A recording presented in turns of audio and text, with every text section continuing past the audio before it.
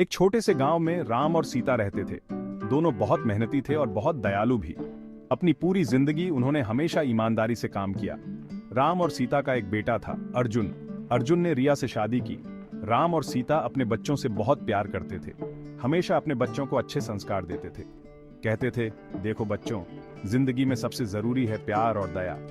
पैसा तो आता है जाता है, लेकिन अच्छे संस्कार हमेशा तुम्हारे साथ रहेंगे। अर्जुन और रिया भी अपने माता पिता की बहुत इज्जत करते थे। उनकी बातें ध्यान से सुनते थे और हमेशा मानते थे। परिवार में हमेशा खुशियां ही खुशियां थीं। रिया देखने में तो बहुत सुंदर थी, लेकिन उसका मन लालच से भरा हुआ था। उसे हमेशा और चाहिए, सुंदर कपड़े, महंगे गहने और एक बहुत बड़ा घर। मुझे और सोना चाहिए और हीरे चाहिए, वो मन ही मन सोचती रहती। धीरे धीरे उसका लालच उसके व्यवहार में भी दिखने लगा। वो अपने परिवार के साथ बहुत कठोर और रुखा व्यवहार करने लगी। अक्सर अपने पति और सास ससुर से पैसे मांगती। रिया का लालच दिन ब दिन बढ़ता ही गया। वो ये भूल गई कि सच्ची खुशी पैसे में नहीं, बल्कि प्यार और रिश्तों में होती है। राम और सीता ने रिया का बदलता हुआ व्यवहार देखा। वो बहुत चिंतित हुए। उन्होंने सोचा कि अब रिया को समझाने का समय आ गया है। एक दिन राम ने रिया को अपने पास बुलाया और उसे एक बहुत भारी बैग दिया। बैग पत्थरों से भरा हुआ था। बेटी, राम ने कहा, यह तुम्हारे लिए एक तोहफा है। यह बैग तुम्हारे सारे सपने पूरे करेगा। रिया बैग देखकर बहुत खुश हुई।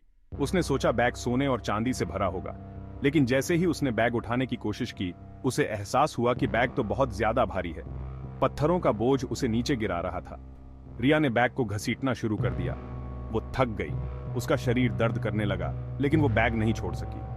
उसे अब भी उम्मीद थी कि बैग में कुछ कीमती जरूर होगा। कुछ देर बाद रिया पूरी तरह से थक गई। उसने बैग जमीन पर पटक दिया और रोने लगी। राम और सीता उसके पास आए। बेटी, सीता ने प्यार से कहा, यह बैग तुम्हारे लालच का प्रतीक है। जैसे यह बैग तुम्हें नीचे गिरा रहा था, वैसे ही लालच तुम्हें सच्ची खुशी से दूर ले जा रहा है।